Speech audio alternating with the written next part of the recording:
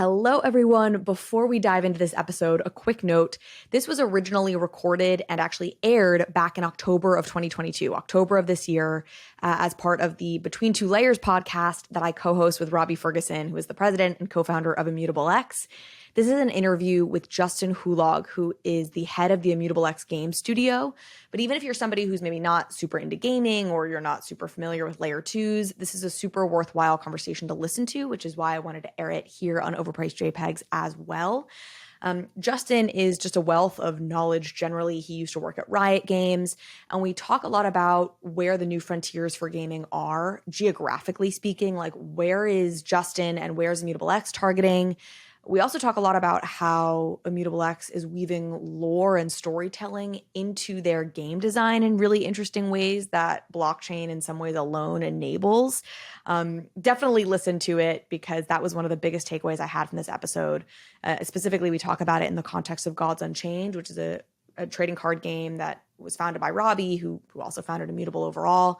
And Gods Unchained has been like at the top of the volume charts for months now. So they are doing something right when it comes to NFTs and blockchain gaming. So I think you will gain a lot from this episode. Justin is just the best and a total blast. So in addition to being very smart, he is very fun to talk to. And I think you'll enjoy this conversation.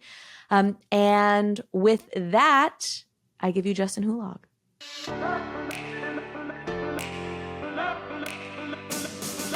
Hello, everyone. What is up? We are back for, I believe it is episode 5 of Between Two Layers. Man, time has flown. This was initially just going to be a 4-part series, and our little baby has grown into a full-fledged toddler. And for episode 5, the episode that was maybe never going to be, but now is, we have the one and only Justin Hulog, the chief studio officer. Is that your title for the chief studio officer? Immutable Games Studio. I am so excited to have you on today. You and I have had the pleasure of talking on a number of occasions, and you're just the most fun and the best. So we're gonna have a good convo today. It's nice to be here, Carly. Super excited to spend time with you as always. So glad we're finally doing this. R.I.P. Robbie. R.I.P. co-host Robbie. Busy running his multi-billion-dollar company. Can't hop on the pod today. Okay. No, I'm really excited to chat. I think I've been pretty open on this podcast about not being like a diehard gamer for life, but loving NFTs and loving the blockchain and really buying into Robbie's vision, your vision about games as like the Trojan horse for blockchain and for NFT adoption. So I've really been doing my best to study up on the history of gaming, making it a very intellectual exercise. I've like listened to podcasts about the history of Riot Games and Epic Games. I'm reading a book called Blood, Sweat, and Pixels about like the game development industry. So, and you've been huge in terms of just helping me get from 0 to 1 in terms of my understanding of gaming. Awesome. I'm glad to hear that. And I hear we might also do a watch party for movies. Console games. So yeah, let's throw this out to folks and like hit us up at Twitter. We'll put our Twitter bio links in the show notes. Hit us up to let us know if you'd be interested. There's a documentary called Console Wars that I have been told is great to check out. It's about the conflict between Nintendo and Sega. Sega launched Sonic the Hedgehog, and it was like the first, I don't know, it was like the gaming console that was supposed to take down Nintendo. Maybe Justin, you can speak to it better than I can, but that's my understanding of the premise of this movie. And people have heard me say, like, I'm trying to learn about the gaming world history, and they're like, go watch Console Wars. It's annoying because I think it's only on Paramount Plus, so I'm now, of course, like roped into yet another streaming service that I didn't intend to be in so that I can watch this damn movie. But if you guys want to do like a watch party or something, we all like roughly try and watch at the same time and like live tweet about it, I'd be pretty game. Justin, it sounds like you're in. I've heard it's high drama, but also very educational. And I would be willing to get up at 6 a.m. in the morning to watch this because now I live in Australia, which is so far away from New York and LA. So we can make it work. So that's what I aspire to in my content. High drama, but very educational. That's every content creator. Don't we all though, Carly? Don't we all aspire? Yes. Controversy, but highly educational, so I can be taken seriously. Okay, maybe let's start here. Is there a current meta in the gaming world? Like, I don't know how stratified the gaming community is. Like, that's a question you can ask people who are in the NFT space. Like, what's the meta right now in NFTs? Is there a theme or a style of gameplay that's really like all the rage right now in gaming? So lots of people like So I think that generally speaking, right? Like if you kind of think about when people, I call this like the private equity view of gaming, right? It's really all about sort of like maximizing audience size. And so there's a couple of form factors and a couple of sort of things to consider when building out a game. Like often people are like, well, obviously the reach is going to be bigger if you're focused on mobile because that allows you to hit emerging markets. There's a really strong focus on sort of the free to play model and kind of really building out an economy that allows you to get a lot of players, to jump into this space. I've never been really into the meta, to be perfectly honest. Like, I know that maybe is not the best sort of like thing to say because everyone wants you to like, what is the answer? Should I build like an FPS and should I put it on like whatever and make it, and I just don't think that that's the way to do it because I think that games are as much a creative enterprise as a business enterprise. And I think that that's really kind of interesting to consider that, just because you're making a mobile MOBA or an FPS or an RPG or any of the different genres of games that you can make, I do think that the creative endeavor of it and really kind of thinking through what is actually going to be a bestseller, right? What is actually going to realize your creative vision or your team's creative vision? What's actually going to resonate with people? Is as much about the creative genius and the spark of the team that's building the game as it is about sort of all of the like meta business things that kind of go behind it, right? So I mean, of course, from a business perspective, you should consider that certain genres are going to have more potential reach than others, right? And certain platforms have more reach than others. But I don't know, some of my favorite games have been completely impractical. And some of the pitches for new games that I've seen, like, one of the games that I'm very interested in now, it's a upcoming like Web3 game, which is really about like cats in mech suits, like shooting each other in this like futuristic like world. And it's a pretty like realistic like shooter. And the cats are really cute and they kind of pilot the mech suits. Oh my God. Right. That's the feeling. That is the thing. It's like that exact reaction. The oh my God, that's so like that's what you want to have when you're like the game that I'm super interested in, which is like right now, which is new. It's a hyper complicated game called Manor Lords, which is basically you're just like this like medieval lord building out your town. But the cool thing about it is like when you go into the game and you zoom in, you can see the like guys like chopping wood and dragging the ox to the house in like hyper realistic. It looks really, really realistic. And I was like watching this morning, I was like, oh my God, I totally want to play this game. And it's like a PC game. It's like strategy. It's like very niche. It's like, but like to a certain extent, it's like, how do you know what kind of book you're going to like? Or how do you know what kind of movie you're going to like? Of course, there's things where it's like, well, if you make it in a certain genre, it might have more widespread appeal. But at the same time, like, how do you write a bestseller? Right? It's not very easy to sort of boil it down to like a meta or a formula. There are things that might be more popular historically, but that doesn't necessarily dictate what's going to work in the future. Yeah, there's so much to unpack there. Like there were so many threads in there where I'm like, okay, let's get to that. Let's unpack that in a little bit. But it is so striking and a lot has been made of this. So if people have been tracking the conversation around like blockchain gaming for a while, this is a very obvious point to make. But like free to play was such a controversial move when it came out, and like even mobile gaming, and it was and these got were a like lot genres. Of hate and still gets a lot So of much hate. I know there's like the story of Zynga when they like Farmville or one of their games won like game of the year, like they just showing up at like some game what awards. Happened studying Carly? I've been reading like they were like booed off the stage or whatever, like so much just this isn't a real game attitude that of course is exactly what we see in the blockchain space as well. And then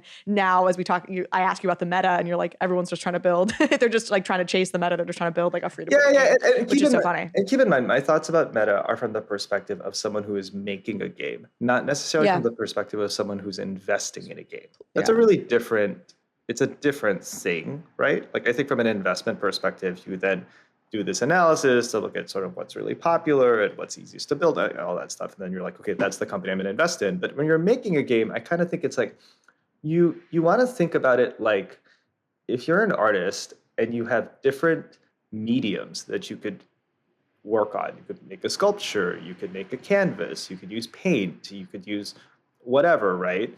And you also have this idea and this vision, which one of those things is going to be most likely to help you realize that vision is actually a more healthy way to approach the process of making a game, because you actually then have something to make something good versus just something that'll be like middling. How does it work at Immutable? Immutable, the company, funds the Immutable Studios games, meaning you're not at the behest of a Microsoft or like, some big other company to keep the lights on it and fund your games. Is that how it works? Yeah, so we have a grants program and then we have a ventures program. And the difference between the two is that the grants program is a program that's meant to incentivize, video game developers to build on Immutable, and they get a grant to kind of help support them. Ventures is one where we actually will make a more substantive investment, right? And I think that in those two programs, like the game studio and me or like someone from my team will sit on to provide some guidance to the folks that are sitting on it from an investment perspective, right? There's a scorecard. There's a pretty detailed scorecard that lays out essentially the private equity version of what I was sort of describing, right? So like, what is the team's funding? What does the team look like? Like, what is their experience in building out the game? What's the potential reach of the genre? How far along is it in development, right? Like all of the things that you would want to look at before making an investment. But like one of the points that I think is really important to think about is that when you're funding a video game, it's more like funding a movie,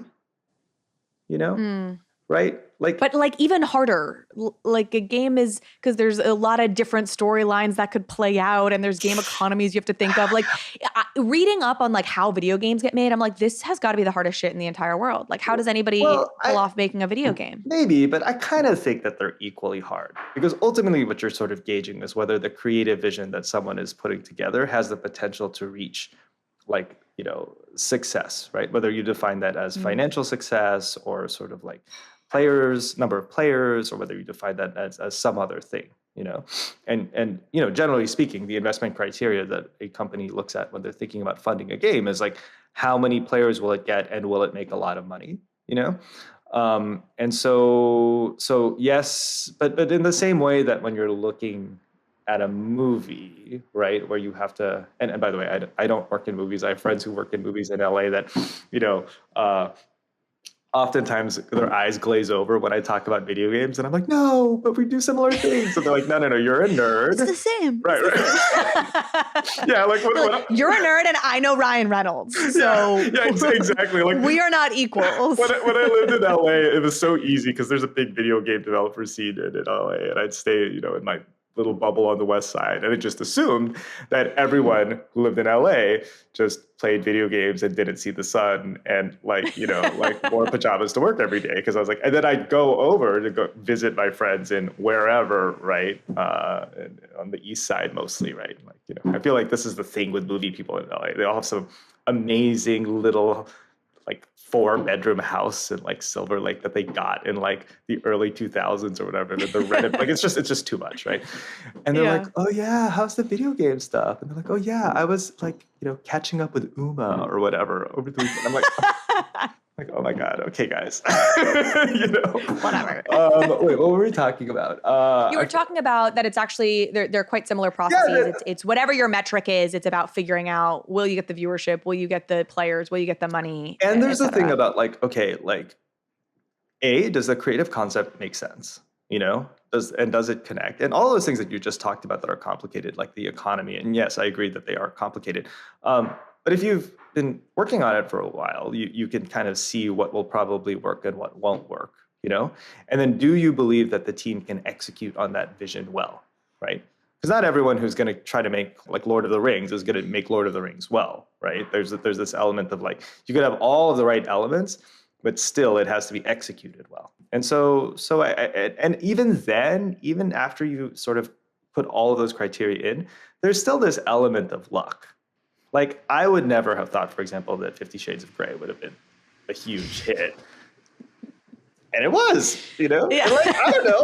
I think that's cool. There's a joke here. I'm trying to find the joke. I mean, that is one of the worst written books of all time. That really is, like, it defies the entire, it defies logic to some extent that it hit, but it struck a chord with people. It hit a chord, Everything that's culture, everything that's story, everything that's IP. I mean, I see this on the NFT side. There's totally luck in it. I've talked a lot about Cryptoys, and we won't get into what that company is. People can go listen to my interview on Overpriced JPEGs with Will Weinrob of Cryptoys. But I asked him if they were to fail, like, why would they have failed? And he's like, the story, our IP just might not connect. There's just an undefinable, like, or it's like bad timing or something, or just something doesn't root well. Like, I don't know. Yeah, you've got to connect, and there's a whole lot of different variables that make something connect or not. When you think about outcomes, you're describing, like, you're assessing how you decide if a team's going to meet the outcomes. I mean, again, reading about the video game industry, Metacritic is a big deal. And you hear about all these games that are built and that are like, the developing team will get a bonus if it's an 85 score on Metacritic. Is that something you guys think about? Like, if you're in the blockchain gaming world, do these, like, normal rules of game building apply? So I feel there's the answer I'm supposed to give you, and then the answer that's like actually true. Yeah, the other one. The other one is like, well, the answer is, I want the teams at the studio to eventually get to the point where where we start really kind of focusing on those larger metrics, or not larger metrics, but basically like these other sort of Web 2 sources of validation.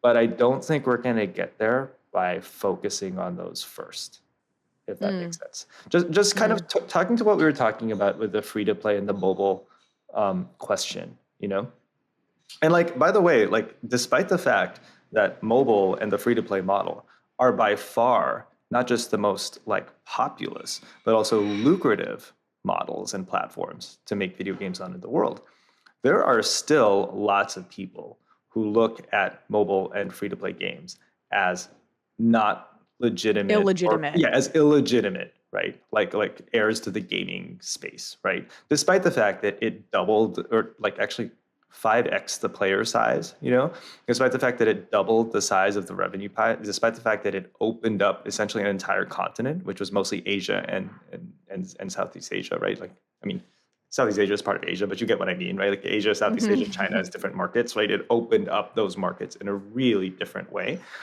And I think that something is very similar with Web3, right? And blockchain gaming, where it's really important for us to focus not on the customers that we want, but the customers that we have, and the customers that are like, may not be playing games yet, right?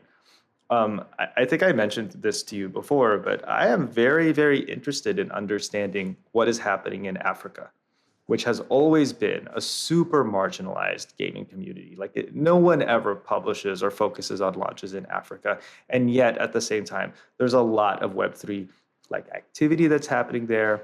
There's issues with stability of currency that makes, like, essentially like the blockchain a really interesting and appealing solution, because there's not a ton of gaming companies that have really focused on those markets. It seems rife for a new game to kind of come in and take hold and take root.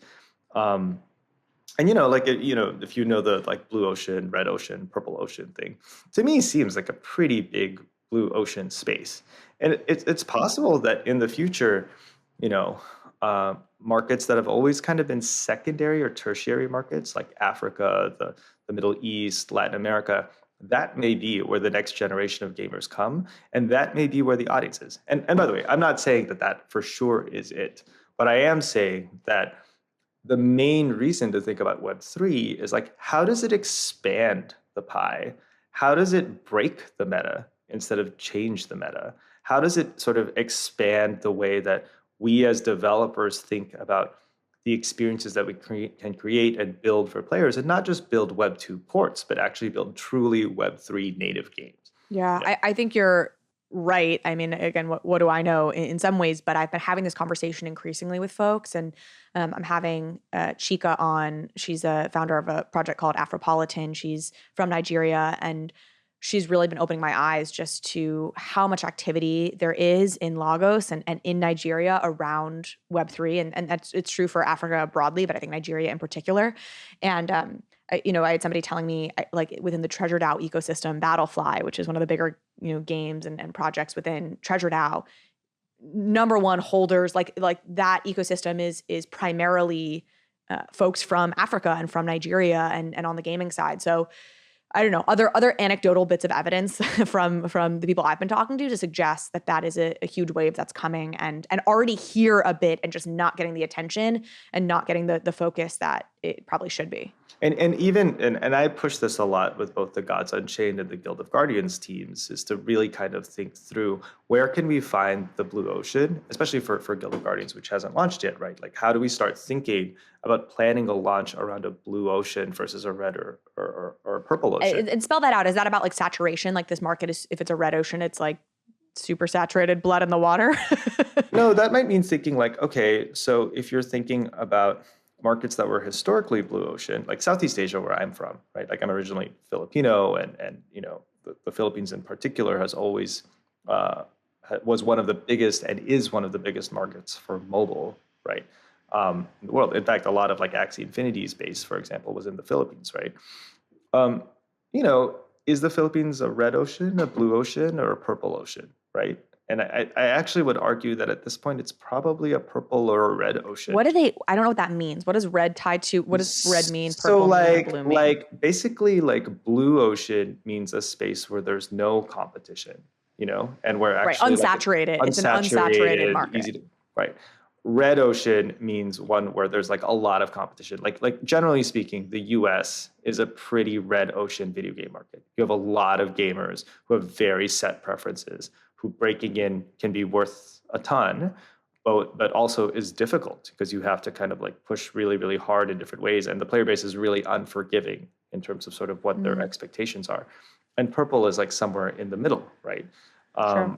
And one way to think about it is like, red oceans are places where tastes have started to harden, where there's strong preferences, right, around how things should go. And of course, it's possible to break into a red ocean market, but it takes a lot more effort. It takes a lot more time to kind of win like the user base that you want versus saying, where is the blue ocean? And that may mean geographies. It may mean demographics, right? It may mean user behaviors, it might need psychographics, right? The point is that there's really kind of like, I think that part of what the challenge is and part of why I don't like the meta discussion sometimes is because it assumes that people know what they're doing, which most people don't, right? Like, part of the fun of Web3 is that you're trying to figure it out. So to assume that what people did before is going to be what people will do in the future completely defeats the point, right? Second, I think that it creates, it sort of dismisses possibility, right? And dismisses sort of like the sense of curiosity around trying to create new things. So you say you talk to, the team, and for Gods Unchained and Guild of Guardians, you say, like, think about these blue oceans, like, specifically, how has that played out in what y'all have done tactically or from a marketing perspective? Are there ways you can see what that has looked like? So one, I think that to find the blue ocean, there's an element of analysis, and there's also an element of just trying stuff and seeing if it sticks. Gods Unchained, for example, last month started to really kind of shift and change the way that we thought about building out the game. And one of the challenges that we've been really kind of thinking about is this question of, how do you break away from a traditional Web 2 or even like a physical card game, right? Pulling away from those mechanics and use Web3 to its fullest advantage. When it comes to NFTs, convenience often wins over security, despite scams being everywhere. Brands and artists have no other choice by complying with big marketplace terms and weak security because no good alternative exists, which is what prompted Ledger to fix the problems of NFTs themselves and launch Ledger Market. The Ledger Market provides an end-to-end secure NFT experience for brands, artists, and users, enabling true ownership and control over NFT assets, from minting to storing. Ledger Market secures NFT projects via Ledger Enterprise, keeping you protected from phishing attacks and scams. And the market directs users to Ledger Live, where they can transact with a contract directly, giving clear signing details instead of blind signing and praying. Don't trust, verify with clear signing from Ledger Market. Stay up to date on the latest drops and marketplace updates by following Ledger on Twitter and joining the Ledger Open Discord, which is linked in the show notes below. BUENO is the NFT toolkit you need to launch your digital collectible on the blockchain without coding. Every step of the NFT creation process, from generation to mint, all taken care of by the BUENO NFT toolkit. With BUENO, you can load up your art layers, reorder the layers, tinker with rarity, everything you need to make your NFT project a reality. BUENO even allows you to mint your tokens on the blockchain with zero code and offers advanced minting logic like linking allow lists, airdropping tokens, and on-chain royalty configuration. As a part of their launchpad, you'll get access to forums to run surveys, email collection, and build your pre-sale list to make sure you are hooked into your own community. BUENO is full of powerful tools you need to build the most expressive NFT project possible. So go to bueno.art and start building your own collections today. Whatever you're doing is working, because Gods Unchained is just living up in that like top 10 trading spot on the checking your DApp radar, your OpenSea top collections, and it's like Gods Unchained, Gods Unchained. Not gonna lie, super relieved that some of this stuff is working. You know, so you're like, oh, thank God. Yeah, thank God. Secured. No. No, seriously, it's been really exciting because we had this point where we were like, okay, so there's all these games that like, you know, there's all these other card games that we think about, that we try to emulate, right? Like Clay, for example, came from Magic the Gathering. Hearthstone, obviously a huge card game. Legends of Runeterra, which I worked on at Riot, another card game that people think about, right? It's best-in-class card games, right? And then, of course, there's all the whole range of like other card games out in the market, like Shadowverse, right? Even Fate Grand Order, to a certain extent, is like a collectible card game, or it's really it's another kind of card game. And I was like, okay, well, like generally speaking, there's been this like tension between like gacha collectible card games and like hardcore like mechanic based card games. And we spend a lot of time thinking about how to thread the tension between those two. But are we thinking about the wrong things? Like, how are we thinking, for example, about the Web3 economy and the buying and selling and trading of cards? And how are we thinking about how the story in the game actually changes and influences what happens in the economy, and connecting all of those things to make something new? Because the something new is the reason why we are all here, right? We're not trying to sort of port what happened in the Web 2 space to this card game. We might have started with that as like a way to kind of build up to where we are now, but this is the point where we have to diverge and make something awesome and new and cool. And so one of the things that we've been experimenting with is the idea of like really fleshing out lore, right? The stories that are told within the game, and really kind of like explaining what is Yukos. And we have this character that we launched, which is a new card that came out called Therial, the God of Light. So full disclosure, Therial, the God of Light, I kind of hated for a long time. It was my like least favorite god. So in this act, basically, he really pisses off the cosmos and gets thrown down from heaven, right? Justin's personal vendetta is coming through here. Justin's like, this is it. We're going to right this wrong that has plagued me for far too long. It's sort of true. And then Gods Unchained hit #1 in the on DApp radar. But I was like, let's do this and let's have fun with it. So like, let's think about how the Web 3 and the Web 2 elements kind of combine. So we have a couple of problems that we have to solve with this Therial problem. First, we need to show the world that like, or show our players what the world of Yukos' rules are, right? Which is this world where there's like a cosmic balance. There are these gods that are constantly trying to screw up that balance. And there are these mortals that sometimes have the potential to gain power. And maybe if they're good, like the cosmos will turn them into gods. So we have this god who tried to break the balance, like Therial, my least favorite god, right? Constantly screwing with the cosmos. The cosmos gets super pissed off and is like, you are no longer the God of Light. I am going to throw you to the earth, right? And if you actually, I'll send you a link to this afterwards, and maybe we should flash it on the screen for folks to see. But like, we basically turned Therial from this kind of like smug god of light who I hated, and turned him into who we affectionately call vampire boyfriend Therial internally, right? He like literally falls down to earth. He turns dark. He gets this kind of like super dark vein, right? And becomes immortal that can now fit into the deck. So this becomes interesting for a couple of reasons. One, the story is actually really interesting and compelling. Two, we then took that story and threaded it through to both the Web3 and the Web2 portions of the game.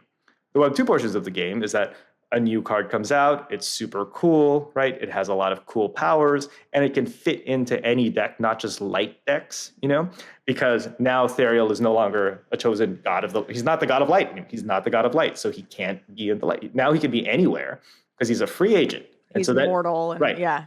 But that's standard. Like, we kind of know that, right? Like, it's like, okay, part of the story. The Web3 portion of it is we have a wallet that's called that represents the will of the cosmos, right? CosmicShift.eth. And that wallet, like, despite the fact that Therial has already been thrown to earth, is hunting to kind of remove Therials from the system and to remove cards from the system that were connected to Therial. Because Therial had all these mechanics. Like, he had a mechanic called Order that was strongly associated with him, which we also, from a game design perspective, need to figure out how to kind of rotate out of the meta. We need to take it out of the system. So rather than just nerf the card and make those cards, and also have a bad effect on the Web3 economy and make them worthless, right, by nerfing them. Instead, we're using the economy to try to pull those cards out. And that's connected to the broader story, So anyway, this is like one of the types of experiments that we're running to kind of change the way that people kind of think about how to build a game. That's sick. So you have this wallet, Cosmic what.eth? CosmicShift.eth, yeah. CosmicShift.eth. That's like an ENS name or whatever that's attached to an account. That's tied to a wallet. That's tied to the Immutable effectively wallet. Buying up the car. How are they? I think you started to say this, but maybe I just missed it, or maybe you didn't finish the thought, which was like, how are they actually It's actually going to the marketplace and buying them up. Buying them up. Okay. It just takes them out of the system. It takes them out of the system. And it's like, it's interesting because it does a couple of things, right? One, it allows players who are really paying attention to the lore to apply that to both the Web3 game and the Web2 game. The Web2 game is the card game. The Web3 game is the trading of the cards, right? And the trading, the buying, and the selling of the cards, which I think you have to acknowledge is not just an economy thing. It's like actually a game in and of itself, right? So players now look to the lore of the game and the world of Yukos as a way to understand, okay, if I care mostly about the trading, or if I care mostly about like the Web2 portion of the game, the competitive side, I still have to think about the lore as the guiding principle in understanding how to think about the future, right? And and what it also does is that it means that people who invested in the cards early on, and maybe Order will get nerfed or whatever, now have a way to get exit liquidity out of that, so they don't feel bad about investing in those cards early on. Two, but it also encourages people who want to keep those cards to be like, oh, this is rare, and I'm not selling my Therial. I don't care what the Cosmos can go screw itself. I'm keeping my Dark Therial. He's now my favorite, right? Favorite champion, least favorite god, favorite champion. He's going to stay in my system, and he's going to become more rare because they're just being pulled out of the system, And so if this ends up working, and it does seem, by the way, based on, as you just mentioned, we are starting to see increased activity around Gods Unchained, a bigger positive sentiment in the community, player base is starting to grow, and the value of the cards has held even as they've been released. We're going to continue with this type of experiment and this type of mechanic and start thinking about instead of thinking about the meta as just buffing and nerfing cards and shifting it up and releasing new sets, releasing sets and cards in different ways and removing cards out of the system in different ways, which breaks the meta.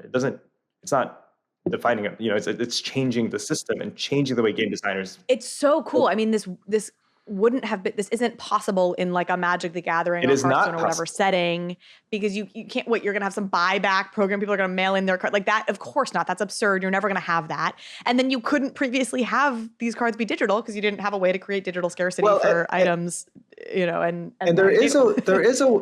this kind of thing does happen in Web 2, particularly in MMOs, where you sell an account, or you have some complicated system where you might sell an item or trade an item if the game allows for trading, but it breaks the terms of service and someone might steal your money. Well, and also you don't end up having the game itself Dictating, buying it back and exactly. taking it out of circulation. Like Exactly. you don't have that kind of source. Yeah, that's so cool. And this excavation is the beginning point of figuring out the full power of that tool. Like, I'm not saying that is the be all end all of how you can think about this mechanic in terms of creating and telling a story. I'm saying that we, at the Immutable Games Studio and through the Gods Unchained team, are starting to really kind of like excavate the beginning of how to use a new tool, which will evolve and change over time. And what this looks like in 3 to 5 years may be really different from how it looks now, right? And I think that part of that exploration is part of what makes this so fun. Yeah. Oh, it's so sick. So this is part of, you guys dropped new packs. You had is it the Lights Verdict? Yeah, the Lights Verdict sale. Yeah. Okay, cool. And that will probably be done by the time this airs, but that's kind of recently happened. And then there's like an esports tournament happening around Light Sports, which I'm sure you from like your Riot days are like, that's right, baby, bringing it back. What's the, tell us about that. Yeah, so we've partnered with a new marketplace that I'm quite a fan of, which also has some Riot alums in it, called Aqua, right? To launch this esports tournament. And basically, because, and this is very much tied to the Web 2 portion of it, right? GU is fundamentally a pretty hardcore and pretty competitive card game. Like, and as someone who considers myself relatively strategic, like my favorite games are games like Stellaris and Crusader Kings. And I just told you that I was really excited about Manor Lords, where I get to build out deep nerd, right? You're a nerd, yeah. Yeah, pretty nerd. Like GU is pretty hard. It's a pretty difficult game. Gods Unchained is a pretty difficult card game. You can't just jump in and like. Okay, I really am glad you're saying that, because I did like the tutorial, like there's a tutorial on the website, and they walk you through every step except at the very the last step will be like, okay, like go defeat the god now or whatever. And I was like, I'm sorry, what? You've abandoned me in my moment of greatest need. Don't leave. Oh, no, that's actually good feedback for the team. I'm like, please don't abandon people. They're like, oh no, I'm gonna die. You have endless times, I think, to try it, but then I'll win, and then I'm like, I have no idea how I just won. Like, so I think we're gonna do it. I think that's like episode 6 and people may hate it. It may be the worst content Immutable X ever puts out, but it's just me and like somebody on your team and me just asking all the stupid ass questions of like, okay, well, why did that work? Why can't I do X, Y, Z? But why can't I do PQR? This would actually be incredibly useful content for the team, let alone for sort of you're welcome. 2 would be incredibly entertaining. I would be, Yeah. But 3, like I do think like card games themselves are quite competitive. Like you don't get into card games because you're not competitive, and B, not super into kind of like mechanics and stats and those kinds of things, right? 2, Gods Unchained in particular is a particularly complicated one, and it's a particularly competitive one, which lends itself really, really well to esports, right? Because it allows you to kind of see all of that breakdown. And what I'm thinking about more is that we're doing this esports tournament with Aqua. We're starting to get players into the ecosystem, but I want to take esports and similarly evolve it and similarly think about different ways that people can get involved. Like one thing that we've been trying to think about is like, how passive do you have to be when you're watching an esports tournament, right? Like people who are used to watching things are used to actually like, if you're a video game player, you're by nature interacting with what's happening on your screen. So how do we think about taking these things that are coming out in these tournaments and really bringing them to players? And I'm excited to kind of share some of those thoughts like later on once we get those experiments up and running. Yeah, preempting my obvious next question, which is yes, do tell us how. No. How do we do that? Cannot talk about it yet. I've bought into the thesis you've laid out. Now give me the answer. Well, all right, fine. Stay tuned. But I can tell you a little bit, maybe through a little bit of a different angle or different tact, because for the way we think about esports, for example, each of the teams is experimenting in pretty different ways. So like Guild of Guardians, for example, partnered with some of the largest like esports teams in the world to think about essentially creating playable characters, which is like pretty cool, like got like a lot of buzz. And they're doing their own set of experiments that are pretty exciting and interesting to sort of think about as well, So Yeah, like Ninja and Pajamas. Am I pronouncing that right? Like, isn't that like you got like these big names? Cloud9 is in there. Like, like there's a ton of really strong teams that have been participating in the sale. And it's the esports teams like foray into Web3, which has a different tack, right? It's about bringing different awareness before a launch to a new audience.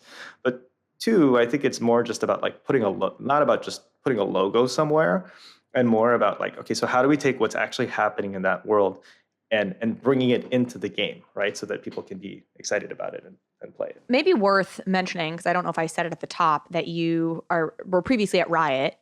And I feel like Riot was really integral in the whole like esports league movement. Yeah. Did I read am I remembering my history book correctly? I would actually argue that Riot probably was like the company that invented and created it thing. Effectively. Yeah. So when did you join Riot?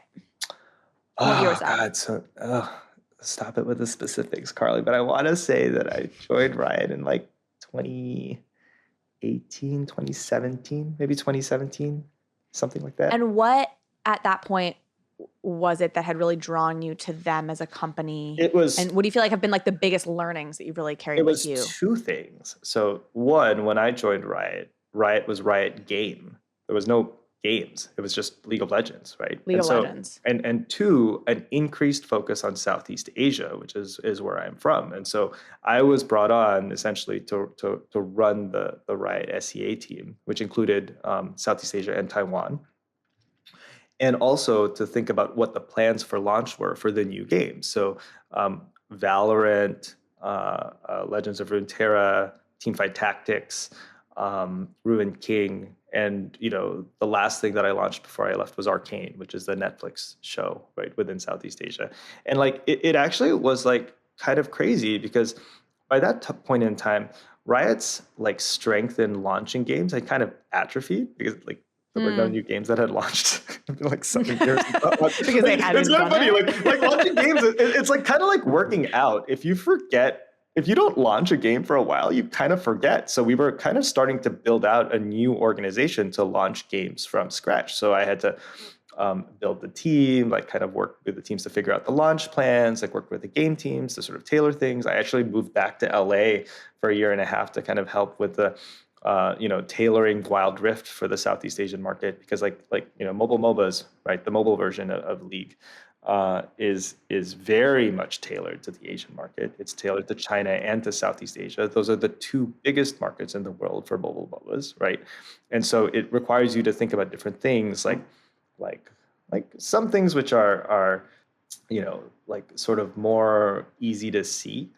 Like for example, like the UI, like that like kids these days play video. I say kids because like I'm definitely not a kid anymore. But when I play a mobile game, I play it like this with my thumbs. Yeah. So my nieces and nephews in the Philippines play like this, 4 fingers. Just do it. Just try it. Just try it. Absolutely not. I'm sorry. I can tell you using my brain thinking about it that how do you hold the phone? Because are we gonna just like rebuild phones in different ways? Rebuild hands. Rebuild your hands. Yeah. Rebuild my brain. I actually do not have the muscles in my pointer fingers. No, absolutely not. Turn it the other way. Turn it the other way. Oh. No, that's not how you play a mobile game. You play like that. I don't play mobile games. If you're not watching this on YouTube, it's probably worth it. Carly holding her phone wrong. Okay, whatever. Okay, nerd. Sorry. Okay. But yeah, so got it. Like you watch but I mean, it's still an absolutely not. I mean, it makes it slightly easier to hold the phone, frankly. But imagine moving all 4 fingers at the same time while you're playing a game and tapping and pinging and doing all those things, right? So you actually have to design the UI in a different way. But also you have to think about other things like, like most people in the West, for example, and I say the West to mostly include like Europe, the US, Australia, right? Have like one payment method. You have a credit card, it's connected to your Apple Pay, you pay that. You buy content that way. In the Philippines, like where I'm from and in Southeast Asia, you have like literally like hundreds of payment methods, right? Like it's like you can buy content at the 7-Eleven and top it up. You could get it at the PC Cafe. Most people don't have credit cards. It's mostly unbanked.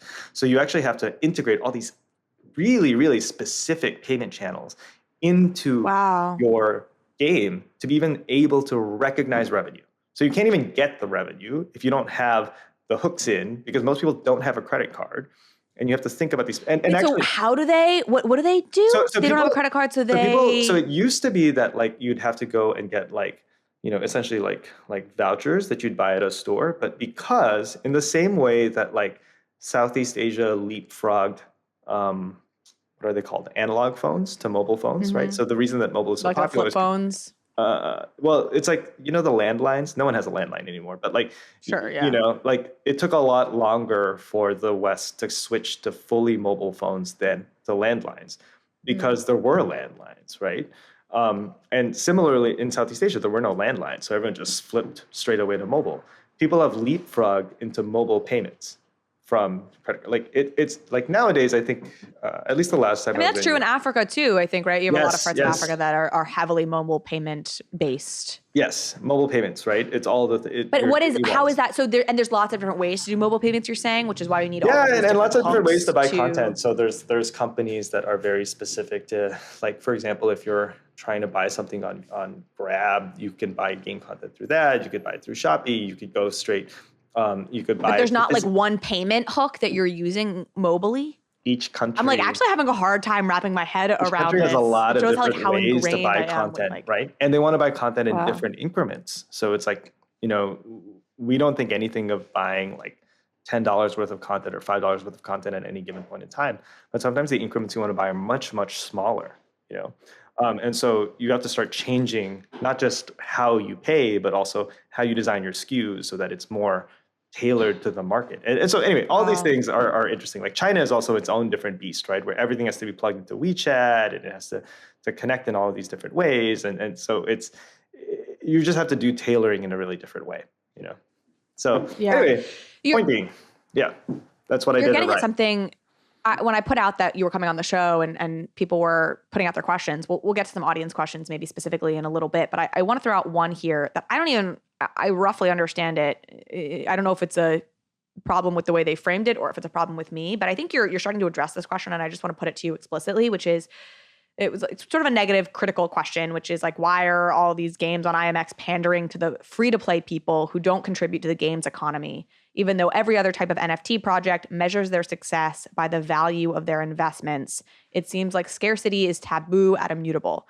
So you can tell me if you understand this question well enough to kind of speak to it, but I feel like we're kind of getting at the answer there, which is you saying, I think it's really valuable to start looking at these places where there's maybe blue ocean and we're kind of targeting there. I don't know. I'll let you answer. I think that's true. I think there's also an element of experimentation as well, right? Because I don't necessarily know that the monetization model for Web3 games have been fully defined, right?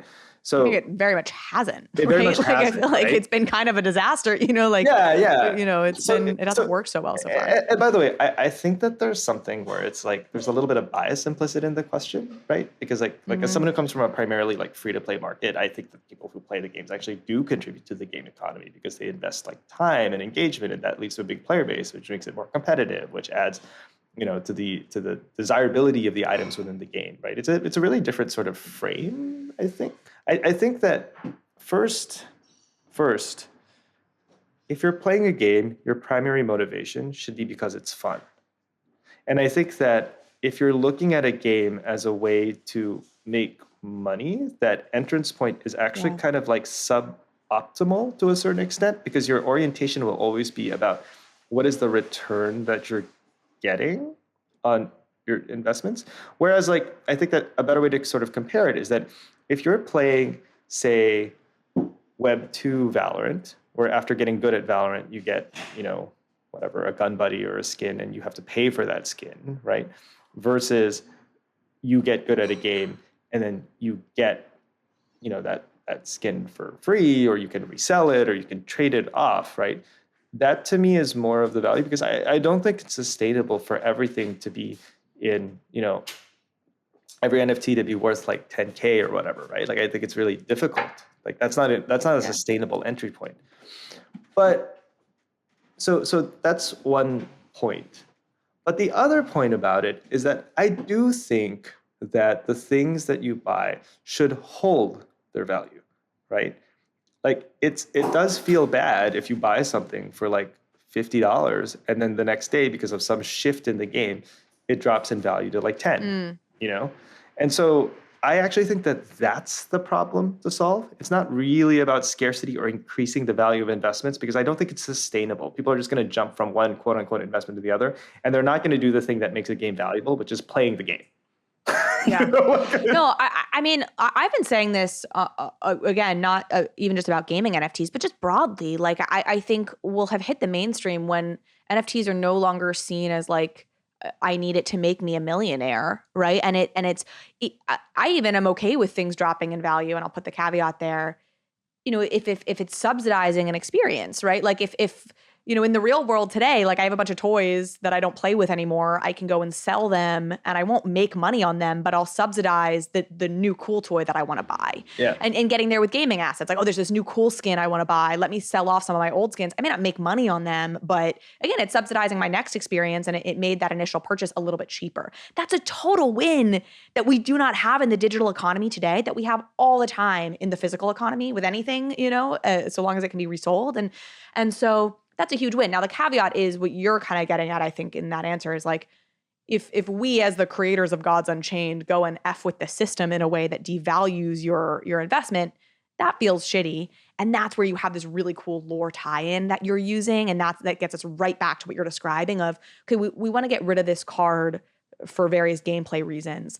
Let's create this really cool story and these mechanisms to start getting rid of this card in a way that doesn't devalue it for its holders. And that's so cool. Yeah, for sure. And I definitely think that that's one of the things that is important to think about, is that how do you make it so that the world and the game are dictating what happens in the economy and the actions versus, say, a need to see ROI, you know? And by the way, when people are playing Web2 games, they're not thinking, what is the ROI of this skin or the ROI of this, you know what I mean? Like it just doesn't even enter into the picture, right? So, but I think the comparison point that's difficult is that it's really not an investment per se. Like your assets, your NFT assets shouldn't necessarily be investments. I think they're more like collectibles, you know? Which is and by that I don't mean that they shouldn't hold value. I simply mean that the main reason that you buy a piece of art or that you buy a book isn't necessarily because you want to resell it for more. You should buy a book because you want to read a book. Right. You should buy the piece of art because you want to admire the art. And if in the future it holds its value and you can resell it, that's like a double win. It's like gravy on top. That's totally. gravy on top. Yeah, right. I mean, rereading this question and then sort of you and I having talked it through a little bit, yeah, like it feels like, again, just a fundamental misunderstanding of what the goals, in my opinion, should be. You know, it's really saying like, why don't you first and foremost value my NFT as a speculative, why don't you think of me as a speculative vehicle, as a wealth management? Yeah, and it's like, well, fund. because we actually, yeah, exactly. Why don't you handle my retirement? It's like, well, because first and foremost, we want to get a lot of people playing games. Yeah. And this is the other thing too. I feel like if we grow the pie of NFT holders and users, whether they know it's an NFT or not, that's the only way any of this stuff, frankly, holds its value over any period of time. And so the goal for everyone in this space, gaming, otherwise, is like, let's just grow the dang pie of people who are doing this, and the rest, I think, can follow in more, you know, important ways. And you know, I'll even take this like outside of gaming. Like you and I have talked before about like NFTs and collectibles and like, you know, I started collecting NFTs maybe a year ago now, you know, a year and a half, something like that, right? And for the most part, I've held a lot of them. I wasn't ever really a flipper, right? Because I didn't really have time, and because I'm not that good at it, you know. Nobody is. Right. But like through the bear market, where there's been a lot of FUD and a lot of people like are like, oh, screw this project and what's happening, and oh my god, it's all crashing. I've still been pretty happy with my NFTs because the main reason that I minted them or that I bought them or whatever wasn't fundamentally because I was looking to flip them, but in the same way that I like right now, by the way, Carly, I've gotten really into plants. I've gotten really into collecting rare plants. like, you know, I think of my NFTs and my plants in the same way, right? Like, do you know what I mean? Yeah. Like, it's like I fundamentally enjoy collecting them, you know? And like, if in the future I get to sell my NFT or sell my plant or whatever, because like I need to exit, you know, because like for whatever reason, that's a plus. But the fundamental thing for me is I'm collecting it and I like it and I really enjoy it intrinsically for what it is as a collectible, not as an investment, you know? Yeah. So. Yeah, there's something about you collecting rare plants that like really completes a picture of like, you know, like you were destined to become somebody who like loved rare plants. Fulfilling the nerd circle. Let me ask something that Robbie has talked about a number of times in sort of abstract terms that I think is really cool as a concept is IMX is a hub for developing sustainable blockchain games or developing these blockchain gaming models that can allow future games that are building on Immutable, but probably, frankly, he would say wherever they want to build to kind of use those models. I mean, I think probably Zynga did that to some extent for free to play, but just building these sort of initial primitives on like, here's how these economies work, here's how the story works. I'm assuming the lore stuff we've been talking about is part of that, but is there more that's maybe worth expanding on this concept of like, what are these kind of basic primitives you guys are figuring out so that other people in the future can seamlessly make their blockchain game? So I said at the beginning of this that, you know, anyone who says that they totally know what they're doing is totally wrong. But what I will say is that here at Immutable, we're writing down the things that we don't know and tracking when things are going well and then disseminating them to the people. So like the experiments that we will do in the studio, for example, turn into playbooks and white papers and content that's then distributed to the, you know, through the partner managers or through our sites to anyone who's building on Immutable so that they can learn from it and then apply it, right? So this lore as an economy thing, I'm sure is going to be the next thing that's going to enter. One of the things that we developed in the studio was the idea of thinking about narrative mapping, right? Which is thinking about how you manage your product lifecycle, your live services roadmap, which are all the things that happen in a game. Because like a live services game, like it is usually one that has like events along the way. So you're planning things like Light's Verdict is an example of an event, like Winter Wonderland, Christmas, whatever might be another thing. Lunar New Year might be another event, right?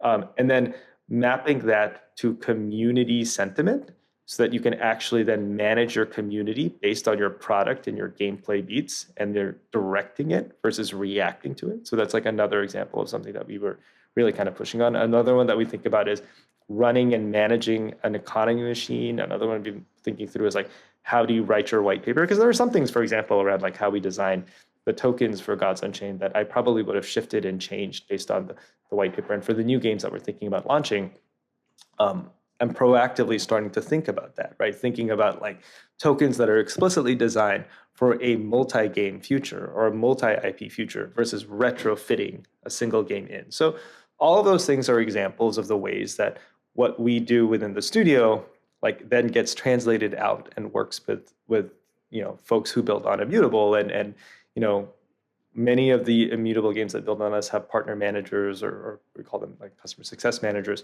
who then essentially like take a lot of these learnings and disseminate them and then also sometimes work on custom things like launches of NFTs and that kind of thing with the Immutable developers that are building on us. COINSHIFT is a leading treasury management and infrastructure platform for DAOs and crypto businesses that need to manage their treasury operations. Every crypto org needs to manage its treasury, and COINSHIFT offers a simple, flexible, and efficient multi-chain treasury management platform built on top of the highly secure Gnosis Safe. With COINSHIFT, your organization can go from primitive single-chain treasury management to expressive, flexible, and multi-chain treasury features, such as global user management, global contacts, proposal management, and many other features that can be shared across an entire organization, allowing users to save time and reduce operational burdens and gas costs. COINSHIFT even has data tools like account reporting across the 7 chains on which it operates. Used by industry powerhouses such as Uniswap Grants, Balancer, Consensus, and Masari, COINSHIFT is speeding up the coordination and efficiency of the organizations that use it. You have to keep up with the frontier, and COINSHIFT makes that easy. So sign up at coinshift.xyz/bankless.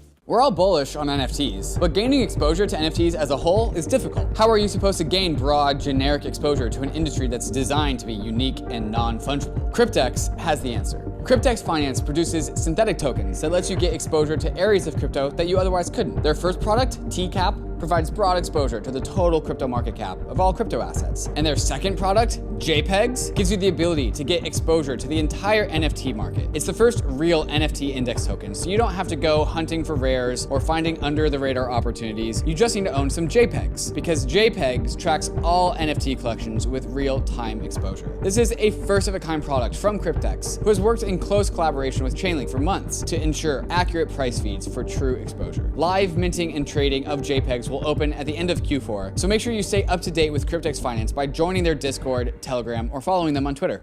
I do want to make sure we address some of these specific questions that the good folks of Twitter were curious about. So I thought this was a good question.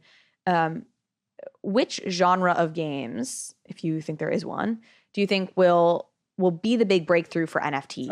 And I guess same question. Too hard? Same question. It's the same question as the one before, which is which genre of games. Which I mean, I think that the game that will break through the NFTs is the one that's going to just be like create that oh my god moment, right?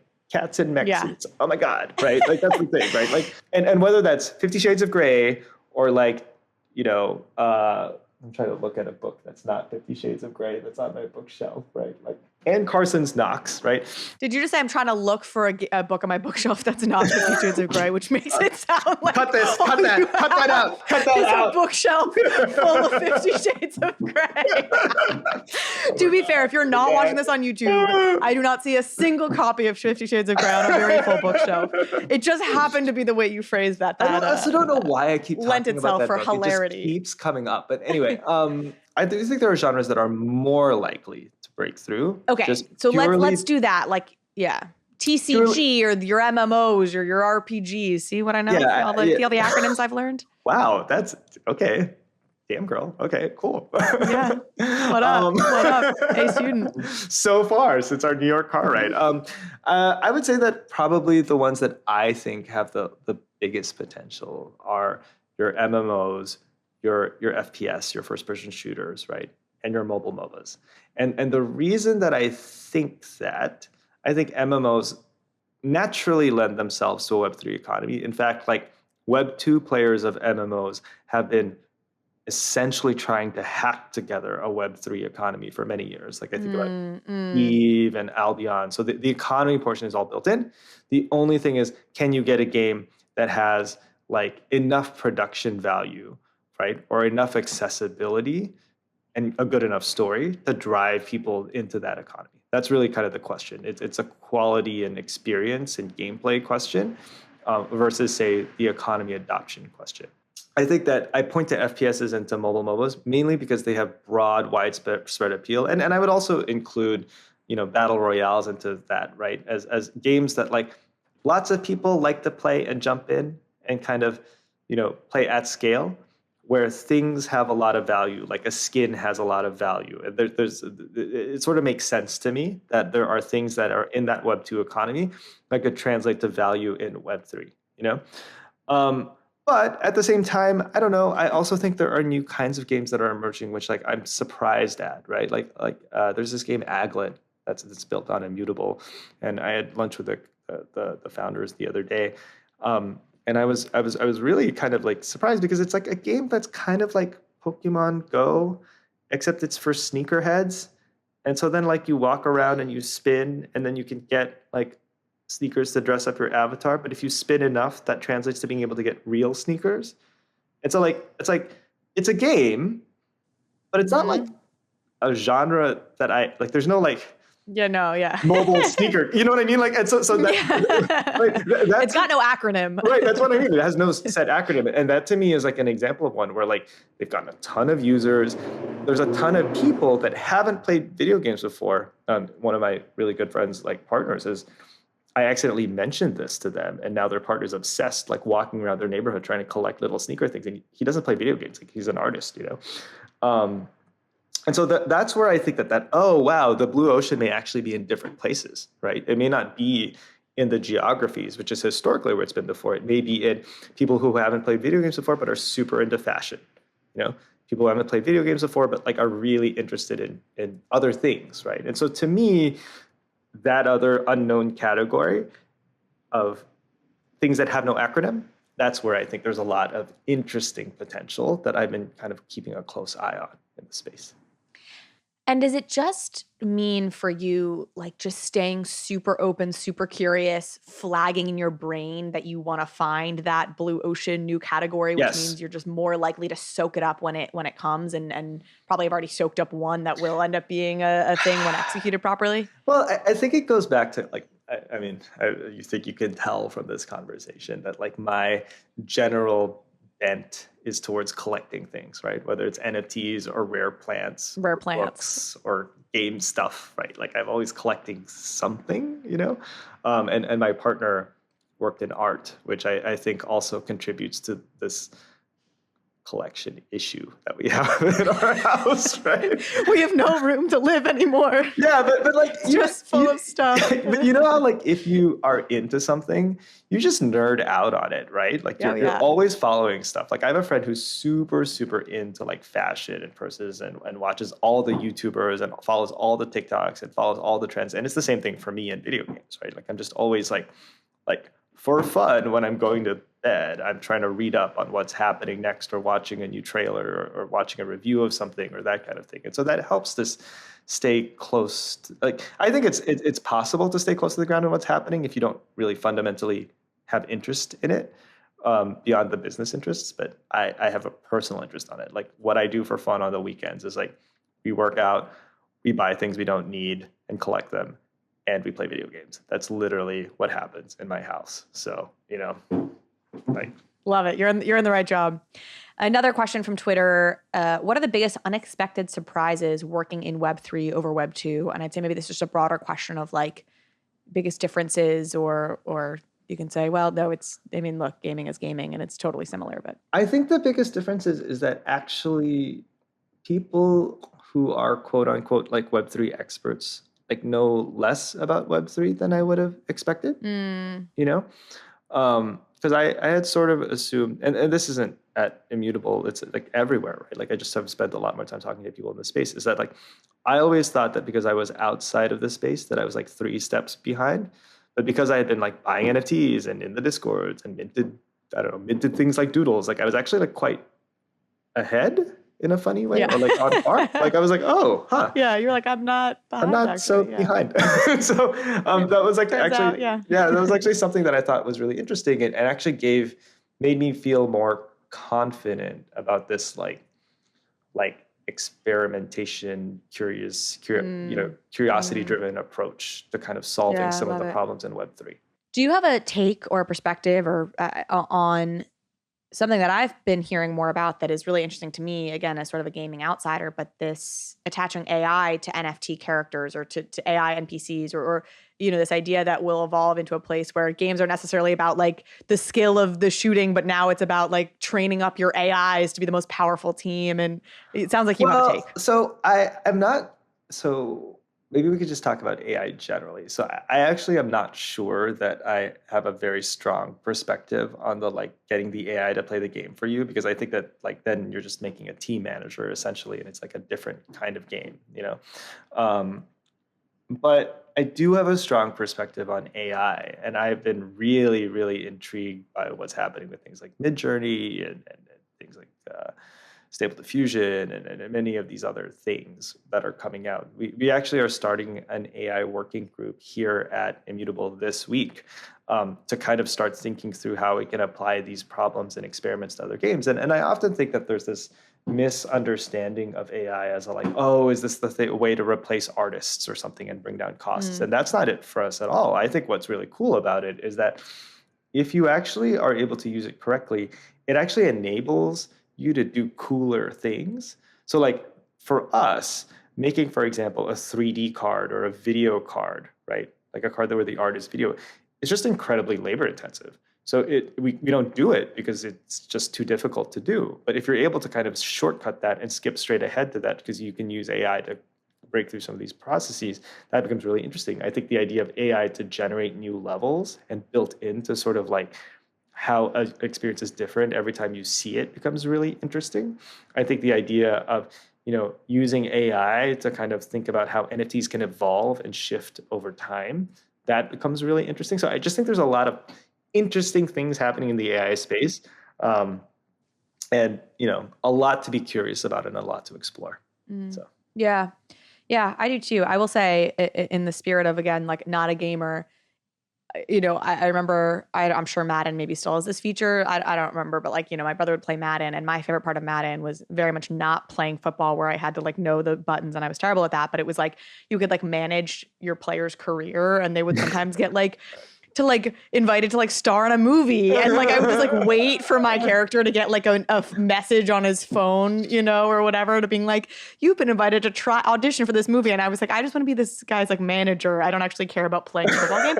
So I hear this like AI player, I'm like, that sounds fun. Like, I'll just train the team up, and I don't have to know to press A or C. Yeah, or like how to move this dang little analog stick thing, or how to use your index fingers to play like this. God dang. Yeah, exactly. I don't even use video game controllers. You think I'm going to master 4 fingers on mobile? I think not. So yeah, I'm excited. I'm trying to intellectual my way into being a gamer, which is obviously not the way to do it, but maybe someday. All right, we're closing with some fun questions that I think might be fun for social. Some day in the life. What is it to be Justin Hulog, master of the future of gaming? We kind of did this with Robbie, and it was like deeply depressing because I was like, oh, you are everything I guess I should have thought, which is like you get up at like 5 a.m. and work out for 2 hours and then just like cruise through your meetings and crush a book and like all the things. What is your typical day? What time does your typical day start? So not as bad as 5 a.m., but I start at like 5:15. 5:30. Oh, shut the hell up. Are you serious? Are you trolling me right now to be like, it's not 5 a.m., it's 5:15? I'm actually doing it to trigger. I sleep in. I'm doing it to trigger you. But I actually do get up that early, and it's just because of years of living in Asia and living here now to try to catch the US, right? Like it's 10 a.m. here right now for me. It's relatively. Do you think you're naturally a morning person, or did you train yourself into this? I didn't used to be, but then I became a management consultant early on in my career. I had to take lots of 6 a.m. flights out of JFK, and I was like, okay, well, you learn, you adjust to it, And then I usually spend like the mornings kind of doing the more introverted tasks, right? Like answering emails, like reading up on stuff, like that kind of thing, catching up. Twitter. I'm trying to get into Twitter recently. Oh my God, like it's a lot of stuff, so it's like writing the tweets and scheduling them and figuring it out, And then, I go through the day, I have a bunch of meetings, I'll have lunch. I've been really into this thing called Muscle Chef recently. So everyone in Australia, my takeaway in Sydney, by the way, is that like, it's a lot of focus on protein. Like Australians will never tell you this, but like Sydney in particular, so first of all, the cheap food that you can get that's at the office is this like thing called Muscle Chef, which I'll send you a link to. It's like these like that's ready the cheat food is Muscle Chef. Cheap food. Cheap with a P. I thought you were gonna be like, if we're gonna cheat, I'm gonna have like a high protein, disgusting brownie. That's it. The equivalent though, of like, I don't know what to eat today. I'm gonna get a cheeseburger or a wrap or a bagel, is to get this like high protein like health food, basically.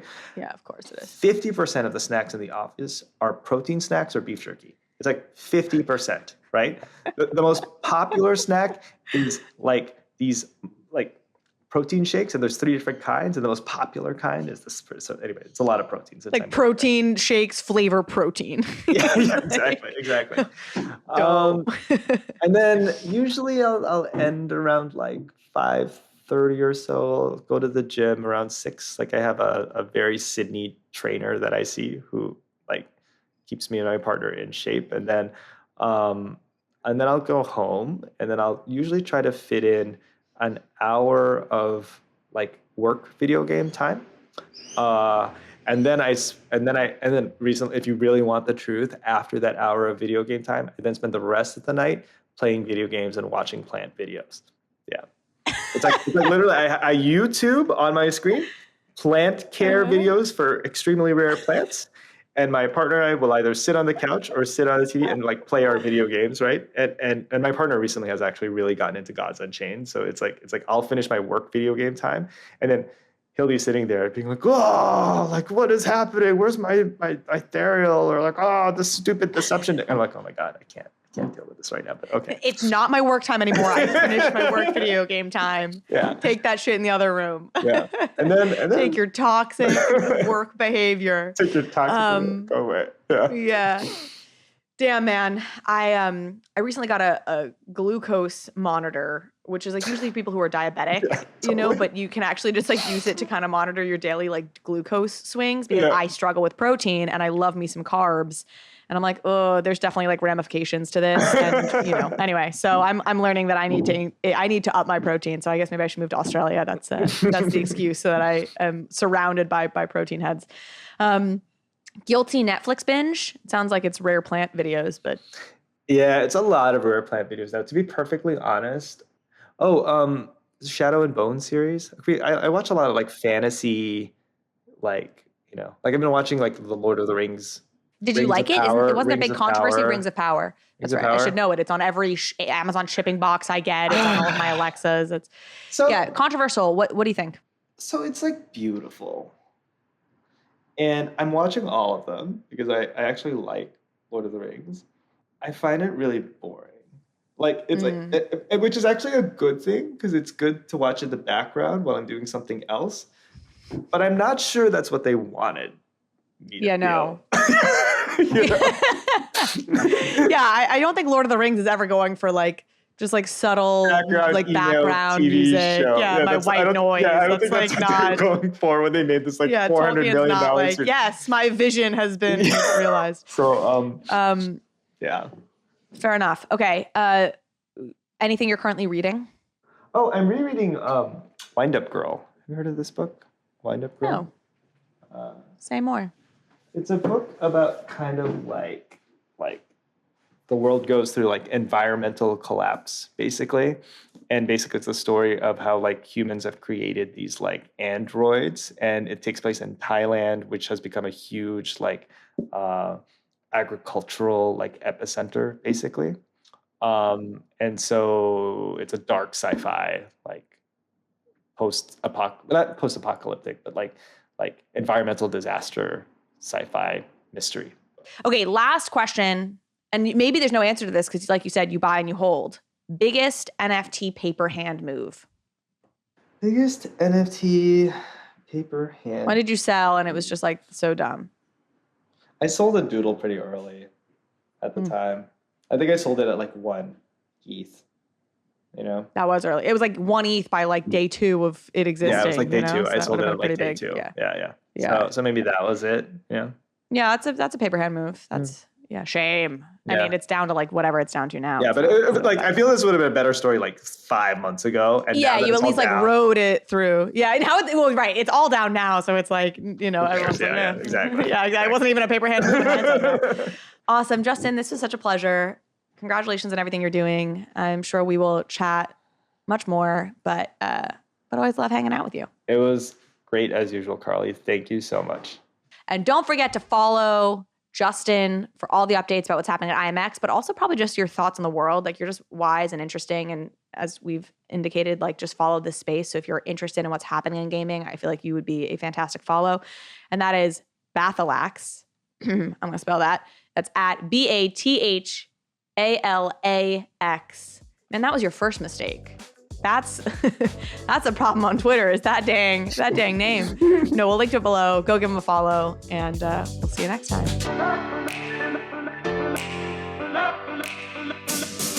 Thank you so much for watching this episode of Overpriced JPEGs. If you liked this conversation, if you liked this episode, please go ahead and hit subscribe. It helps me out, it helps the show out, and it means you will get alerts and updates when we post new content. Thanks again.